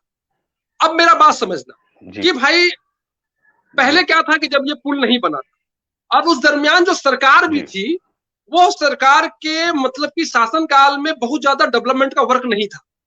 मतलब जिसकी वजह से क्या था कि गिट्टी का या बालू का या और सामग्री का आना जाना मतलब कि कम था, ना के बराबर लोड था बिहार की सड़कों पर। तो उसके अकॉर्डिंग देखा गया कि भाई दिन भर में 200-400-500 वाहन का कहता है चलने हैं और मैक्सिमम 10 टन वेट वाले चलने हैं, तो ठीक है भाई, उसके हिसाब से स्कूल को तैयार किया जाए। सीधी सी बात है, मैंने कहा ना कि जब आप किसी प्रोजेक्ट को लाते हैं तो सबसे पहले मतलब अलाइनमेंट है या डीपीआर है या सर्वे है, यह सब होता है। और इस सब चीजों के लिए एक मतलब की टेक्निकल टीम होती है, वो प्लॉट पर जाती है, वो डीटीओ ऑफिस जाती है, वह क्या कहता है बाजार को देखती है, वह कहता है वहां के इंडस्ट्रीज को देखती है, सब चीज को देखती है। तो अब जिस टीम को यह लगा कि भाई यहाँ तो 1500 गाड़ियां मुश्किल से चलती है और 9-10 टन का लोड लेके चलती है, तो इसके ऊपर वो क्यों बना देगा भाई क्या कहता है मतलब कि कोई भारी भरकम पुल, मतलब 3000 करोड़ के जगह पर तो क्यों वो 13,000 करोड़ का बजट का पुल बनाएगा। तो वो बिल्कुल एक मतलब कि निराधार आरोप है और बहुत ज्यादा दूरदर्शी का कहता है हमारी सरकार अभी नहीं बन सकती है। उसके पीछे भी रीजन है कि अपने पास लिमिटेड बजट, अपने लोग गरीब राज्य से बिलोंग करते हैं, हमारी सरकार के पास एक लिमिटेड बजट होता है, तो वो सरकार यह देखती है चल भाई एक बार तो बना दो ताकि ये दोनों का कहता है लोग आपस में कनेक्टेड हो जाए और कहता है आवागमन सुगम हो जाए, नौका यात्रा के माध्यम से जो दुर्घटनाएं होती हैं उस पर नियंत्रण भी आ जाए। तो इस प्रकार से मतलब विचार बना के वो बना दिया गया। मगर अब जो ब्रिज बन रहा है वह ब्रिज निश्चित रूप से क्या कहता है जो आज का रिक्वायरमेंट है उसके दृष्टिकोण से बनाया जा रहा है और उसी दृष्टिकोण से साहेबगंज का भी बनता है और उसी नजरिए के साथ आपके सुल्तानगंज से अगवानी वाला भी बन रहा है और उसी दृष्टिकोण से आपके क्या कहता है फिर बटेश्वर वाला भी बन रहा है। तो थोड़ी सी और तत्परता मतलब ऐसा है कि वर्तमान सरकार जो है पुलों पे फोकस की है। भागलपुर जिला जरूर दुर्भाग्यपूर्ण रहा है कि सड़कों के मामले में कमजोर है और मैं लगभग बिहार के हर क्षेत्र में बाय रोड स्पेशली घूमने जाता हूँ। कभी मेरा कोई एक मित्र बोला था यार बहुत दुनिया तुम घूमते हो, बिहार भी घूमो ना, तो तब से मेरे को लगा कि हाँ बिहार भी घूमो। तो मैं बिहार खूब घूमता हूँ और कहीं भी सड़क की दुर्दशा इतनी नहीं, कहीं नहीं है।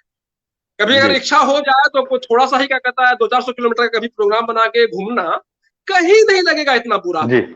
ना कहीं आपको गुंडाई दिखेगी, नहीं कहीं आपको चम्मच बराबर गड्ढा दिखेगा, ना कहीं आपको प्रशासन के द्वारा कोई लाठी ठोक के रोकना हुआ दिखेगा, ना कोई आपको कहता है पैसा तहसीलता हुआ दिखेगा, जो कि भागलपुर जिला में अमूमन हर जगह पे दिखता है। ऐसा कुछ नहीं दिखता है। भागलपुर जिला स्पेशली मतलब कि श्रापित है, जैसे लगता है श्रापित सड़क के मामले में, विकास के मामले में। तो पुलों का मतलब जी, कि बिल्कुल अगर बिल्कुल। कहीं से जाल बिछ जाए अपन लोग के क्षेत्र में, तो सब पुलों पर से दबाव कम हो जी जाएगा और गुणवत्ता लगभग में अच्छा है। मतलब लोड का रोना, और आज के डेट में जो गाड़ियां चल रही है वो 22 चक्का की चल रही है भाई, 100 टन लोड लेके चल रही बिल्कुल है। बिल्कुल।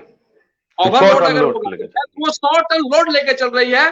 तो सोचिए, और मेरे पास ऑफिशियल आंकड़ा है, ऑफिशियली इस रोड जी पे अगर सारी गाड़ियां अगर पीक सीजन में चले तो 50,000 मतलब कि हैवी व्हीकल्स ऑन रोड जी रहते हैं, उस ऊपर से डेली क्रॉस करते हैं। तो वाह, भाई कहाँ तो आप 500 गाड़ियों का कल्पना करके बनाए थे, जी महज 9 टन के लिए बनाए थे, और कहाँ आप 100 टन पे चले गए, 50,000 गाड़ी जी पे चले गए। तो आपका तो कहता है लमसम, क्या कहता है मतलब कि डिफरेंस जो है वो 100 टाइप्स का हो गया। तो उस अकॉर्डिंग बस एक ही व्यवस्था हो सकती बिल्कुल। है कि जो भी प्रस्तावित पुल है, मुंगेर, सुल्तानगंज, भागलपुर, पीरपैंती, बटेश्वर, साहेबगंज, कंप्लीट पूरे हो जाए, सारा कहानी किस्सा खत्म हो जाएगा। क्या बात है। अब हम एक सवाल लेंगे बस आपसे, उसके बाद हम जी जी एक सवाल लेंगे हम आपसे कि जिस तरह से एक डिस्प्ले कर रहा है कि राकेश कुमार रोशन है, पत्रकार हैं और क्षेत्र में काफी उनकी गतिविधि, वो लिखते हैं कि एनटीपीसी से क्या फायदे हैं। देखिए ये सवाल भले लग रहा होगा बहुत सारे पाठकों को कि यह सिंपल है, लेकिन ये सवाल सिंपल नहीं है, खास करके आपके लिए क्योंकि आपके क्षेत्र में है। एनटीपीसी से क्या फायदा है जी। एनटीपीसी से फिलहाल हमें कोई फायदा नहीं। क्या बात। एनटीपीसी, मैं रिपीट कर रहा हूं, एनटीपीसी से फिलहाल हमें कोई फायदा नहीं है। कहलगांव जी भूमि ने, कहलगांव नगर क्षेत्र ने मुट्ठी भर जी बिजली के लिए अपने 2 भाइयों का बलिदान दिया था, तब कहीं जाकर हमें थोड़ी सी राहत मिली है बिजली। अब जी इसके लिए भी मैं सीधे सीधे एनटीपीसी को जिम्मेदार नहीं ठहरा, मैं इसके लिए भी जी मानता हूं कि हमारे क्षेत्र के जनप्रतिनिधि, हमारा समाज जी तरीके से एनटीपीसी के सीएसआर फंड का या एनटीपीसी के क्षमता का सदुपयोग नहीं कर रहा है। अगर एनटीपीसी के फंड का, सीएसआर फंड का, जो कि जन कल्याण के लिए होता है, अगर उसका सदुपयोग करे तो यह मतलब बहुत फायदे वाला विषय अपने लोग के लिए बन सकता है। मगर फिलहाल इसमें भी कोई व्यवस्था नहीं दिखती है। बस मोदी जी आ जाएं, सब कुछ हो जाए। एक बात और, क्या बात है, जब क्या बात है। गंगा की जी बात चली तो मैं 2-3 बात बताना चाहता हूँ। जी जी बिल्कुल कहलगांव की बिल्कुल। कहलगांव की उत्तर वाहिनी गंगा, जो कि भागलपुर जिला में बहती है, जी उस पार में नौगछिया है, जी इस पार में कहलगांव है। 14 किलोमीटर जी लंबी है, जो कि हिंदुस्तान की सबसे लंबी उत्तर वाहिनी है। आप इस बात को नोट कर लीजिए। जिसके किनारे क्या बिल्कुल कहता है बिल्कुल। कोहल मुनि आकर क्या कहता है इस शहर को बसाए थे। बाबा बटेश्वर नाथ क्या कहता है किसी मुनि का ही क्या कहता है प्रताप है, जो कि एक सिद्ध पीठ है। यहीं पर क्या कहता है किनारे में क्या कहता जी है आज के सैकड़ों साल पहले, बल्कि हजारों साल पहले विक्रमशिला स्थापित किया गया, ड्यू टू गंगा को मतलब कि देखते हुए। पहली बात, यह इकलौती गंगा है, गंगा क्षेत्र है जहां पर की सबसे बड़ी मात्रा में डॉल्फिन पाई जाती है, और सबसे बड़ी मतलब जी कि बिल्कुल। साइज में, हाँ मतलब कि उनका जो होता है एरिया है, जो साइज है, वो भी सबसे बड़ी डॉल्फिन है। और कहलगांव इकलौता क्षेत्र है जहां पर की डॉल्फिन का स्कूलिंग है। शायद ये किसी को नहीं जी मालूम हो, इतने इतने भाई जुड़े हुए हैं, मैं बता देता हूं कि पूरे हिंदुस्तान में, पूरे भारतवर्ष में कहलगांव इकलौता गंगा क्षेत्र है जहां पर की डॉल्फिन की पढ़ाई होती है, और वह भी बिल्कुल गंगा के बीच में नौका पे बैठ के बच्चों को पढ़ाया जाता है कि व्हाट इज डॉल्फिन। और क्या अगर बात। इस क्षेत्र में मतलब, अच्छा, डॉल्फिन पर्यटन पे काफी कुछ चर्चा भी होता है, विक्रमशिला डॉल्फिन क्षेत्र का कहता है हम लोग का ये बिल्कुल इलाका कहलाता भी है, मगर उस पर कहता है बहुत ज्यादा कुछ हो नहीं पा रहा है। मगर वो 3 पहाड़ी का क्षेत्र जो है वो डॉल्फिन के लिए काफी मुफीद क्षेत्र है, और वहां पे क्या कहता है बड़ी मात्रा में डॉल्फिन पाई जाती है, और उसका स्कूलिंग भी होता है, और भी बहुत सा चीज है। मगर क्या कहता है, सही बात है कि काफी लंबा आप लोगों का ये परिचर्चा हो गया है, और फिर किसी विषय के साथ जी कभी जी फिर जुड़ जाऊंगा, और फिर से एक क्या कहता है नई बिल्कुल चर्चा छेड़ी बिल्कुल। जाएगी। क्योंकि मतलब कि चर्चा के लिए भी, जैसे विकास के लिए अगाध संभावना है, उसी प्रकार से चर्चा के लिए भी अगाध संभावना है। संभावना है। और क्या बात है, क्या बात है, मैं शुक्र। चर्चाओं के लिए मैं और तैयार हूँ। लगातार जी बिल्कुल। अब मैं कुछ मिनट का के लिए समय और लेना चाहूंगा, चूंकि हमारा तो समय अब समाप्ति की ओर है, लेकिन एक विशेष चीज जो मैं अपने टेक्निकल टीम से निवेदन करूंगा कि अब सवाल मैं आज नहीं ले पाऊंगा, और जितने भी हमारे पाठक हैं उन्हें भी मैं आश्वस्त कर देता हूं कि अब आप प्रत्येक दिन संध्या 8 बजे आप प्रत्येक दिन आते ही हैं, अपनी बातें लिखें। अब नई व्यवस्था भी आ रही है कि आपका ही कमेंट, आपका सवाल डिस्प्ले भी हो रहा है, ताकि हमारे गेस्ट को भी दिखे, जो लोग जुड़े हुए हैं उनको भी दिखे। मैं अब आपसे चाहता हूं कि थोड़े अपने संस्था के बारे में भी जानकारी दे। ये आपका केएनपीजी जो सोशल मीडिया पर काफी चर्चे में रहता है, ये किस प्रकार की है, इसमें आप लोग किस तरह का कार्य करते हैं? जी। KNPG, जिसका फुल फॉर्म होता है जी कहलगांव नगर परिवार ग्रुप। यह मैं जी 95 की नहीं, सॉरी 98 की बाढ़ के आसपास, जब जी बिल्कुल यूं ही बैठा रहता था, तो मैं सोचता था कि कहलगांव में कोई एक ऐसा मंच हो जिस मंच के माध्यम से हम समाज के लिए कुछ बेहतर कर पाए। और मगर जी वो विचार मेरा धरातल पे नहीं आ पाया। आपके भी मित्र हैं जी भाई नितेश नितेश कुमार, जो भवानीपुर वाले, जी हमारे ही क्षेत्र के। जी उनसे जी एक दिन मैं बैठे बैठे जी विचार कर रहा था कि नितेश, यार क्या कहता है, ये बहुत सारा ग्रुप बनता है फेसबुक पर, सोशल मीडिया पर, मगर ये कोई सार्थकता नहीं देता है। बस वहां पे लोग आते हैं, गपसड़का करते हैं, चुगलबाजी करते हैं या विचार देते हैं, और बातें वहीं पे मिट जाती है। हम्म तो फिर जी दौर आया जियो का। ये जियो जो जी आया, ये एक सोशल मीडिया में क्रांति के रूप में आया। ये इतना सस्ता और बिल्कुल इतना बिल्कुल, मैं स्वीकार। मतलब कि फास्ट इंटरनेट हम लोगों को दिया। तब मैं मतलब कि बैठे बैठे एक दिन ऐसे ही सिर्फ 13 कारगांव के, उस वक्त मेरे फेसबुक पे 13 मित्र थे, उन 13 मित्रों को जोड़ के मैंने केएनपीजी बना दिया अपने क्या बात प्रथम है। वर्ष में। अपने प्रथम वर्ष में जी हुआ यह कि कहलगांव शहर में हम्म जो नगर पंचायत के स्वीपर भाई लोग हैं, वो लोग स्ट्राइक कर दिए। स्ट्राइक कर दिए तो हम्म हमारे शहर के जो चेयरमैन साहब थे, वो क्या कहता है आह्वान किए कि भाई क्या कहता है, आप लोग खुद से शहर को साफ कीजिए। और हम लोग क्या कहता है, पढ़ते ही हम जी लोग 10-12 भाई मूड बना लिए कि ठीक है, हम लोग क्या कहता है सफाई करेंगे। और हमने उस वक्त लगभग कहलगांव घाट को, फिर अपने अपने मोहल्लों को साफ करके कोई 2-4 लाख स्क्वायर फीट इलाके को हमने साफ कर दिया, बिल्कुल नीट एंड क्लीन कर दिया क्या शहर। बात है। और उसके वाह। बाद फिर क्या कहता है, जी ये इच्छा हम लोगों में जग गई। जब हम लोगों को शहर अप्रिशिएट किया, प्रोत्साहित किया, तो फिर मेरा विचार आया कि भाई ऐसा करो कि अपन लोग क्या कहता है इस जाड़े में कुछ क्या कहता है कंबल बांटे। तो ऐसे ही मैं क्या कहता है भागलपुर से कहलगांव हम्म आया, सुपर से उतरा, और मतलब चलते चलते मैं देखता हूँ कि एक कोई क्या कहता है वृद्ध जो है, वो स्टेशन पे कोई सीमेंट का बोरा ओढ़ के सो जाता है।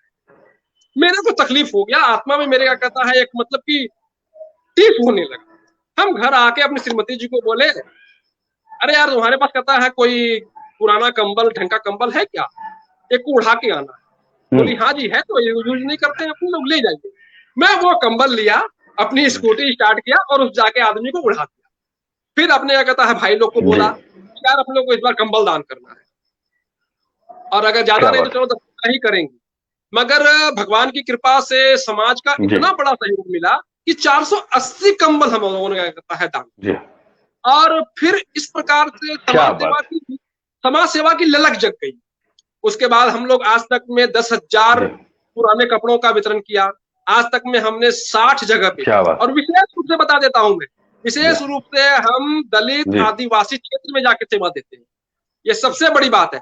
जी यह नहीं कि अपने घर के बगल में कहीं जी खड़े हो गए और जाके किसी को पानी पिला दिए या किसी को एक मोजा दे दिए, ऐसा नहीं करते हैं हम। मतलब कि अपने शहर से दूर इलाके में जहाँ की कोई नहीं पहुंचता है, पूरे साल में 10 मोटरसाइकिल नहीं पहुंचती है, वहां जाकर सेवा देते हैं। तो 10,000 पीस हम लोग आज तक में कपड़ा बांट दिया। 60 कम से कम हमने क्या कहता शिक्षण सामग्री वितरण कार्यक्रम करते हैं, जहां पर कि हम लोग किताब, copy, razor, pencil, biscuit, chocolate, shampoo, साबुन, तरह तरह की चीज देते हैं। फिर हम लोग लगातार क्या बात। वृक्षारोपण का 6 साल से कर रहे हैं। हम लोग फिर क्या कहता है स्वच्छता अभियान के रूप में पार्क में कार्यक्रम किए, स्टेशन पे कार्यक्रम किए, शहर में बाबा हमारे बटेश्वर नाथ का धाम को होता है जाके करते हैं। जब हमने बाबा बटेश्वर स्थान में पहला स्वच्छता अभियान जब चालू किया, तो वहां का बाबा जी बोलने लगे कि 26 साल के बाद ऐसा अवसर आया है कि कोई सामाजिक क्या बात। संस्था या कोई व्यक्ति बाबा के दरबार का सफाई करने आए। और उस वक्त हम लोगों को काफी क्या बड़ी टीम बात। वहां पे दी थी। और काफी आनंदित हुआ था मैं। तो हम लोग इस प्रकार से मतलब कि अच्छा जागरूकता भी काफी फैलाते हैं, जैसे कोरोना के सब्जेक्ट जी काफी जागरूकता हमने फैलाई जी और उससे प्रेरित जी होकर काफी लोग मतलब कि सुई मतलब कि वैक्सीन लिए भी। नहीं तो बहुत से लोगों के मन में भ्रम था कि वैक्सीन लेंगे तो बीमार पड़ जाएंगे जी या जी मर सकते हैं जी या बहुत ज्यादा क्या कहता है और भी कहता तरह तरह की समस्याएं आ जाएंगी। तो हमने लोगों को समझाया कि आप वैक्सीन लो और फोटो डालो, जरूर डालो। आपको देख के आपका जी कोई बिल्कुल भाई, आपका कोई मित्र, आपका कोई परिचित या आपका कोई रिश्तेदार भी अपने आप में जागरूक होगा और वैक्सीन लेगा। लोग जब फोटो डालते जी हैं तो लोग उसका कहता है एक मतलब कि नेगेटिव एंगल पेश कर देते हैं कि भाई अगर वैक्सीन का आप सुई लिए हैं और अगर उसकी आप फोटो नहीं डालिएगा तो आपका वैक्सीन का सुई क्या कहता है सफल नहीं हो, वो फेल कर जाएगा। अरे भाई आप जी उस जी एंगल से उस बात को मत लीजिए। आप हर चीज में नेगेटिव चीज मत ढूंढिए, आप उसका पॉजिटिव सोचिए कि भरत जी मुंगटा बिल्कुल जैसा कमजोर आदमी अगर वैक्सीन लेता है और बिल्कुल सुरक्षित है, स्वस्थ है, टनाटन है, 1 घंटा का स्पीच में बैठा हुआ है बुलंदी से, दैट मीन्स वैक्सीन आपको कोई भी क्या कहता है पूरा क्या असर बात नहीं करेगा।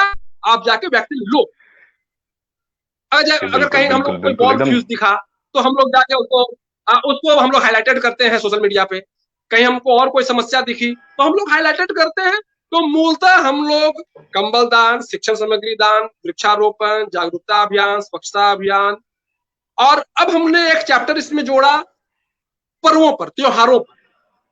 अब त्योहारों पर क्या जी होता है कि अब कोई गरीब क्षेत्र है, गरीब बच्चे, अगल बगल में सब बच्चा क्या कहता है पिचकारी से रंग दे रहा है, अबीर क्या कहता है उड़ा रहा है, टोपी पहना हुआ है या मिठाई खा रहा है और वो बच्चा क्या कहता है अपने अगल बगल वालों को देख रहा है और अपने मन को महसूस के बैठा। तो हमने एक क्या कहता बात कंसेप्ट आया कि अब हम त्योहार पे जितना हमारा सामर्थ्य है उतने बच्चों को जाकर जो भी पर्व है उसके अकॉर्डिंग सामग्री देंगे।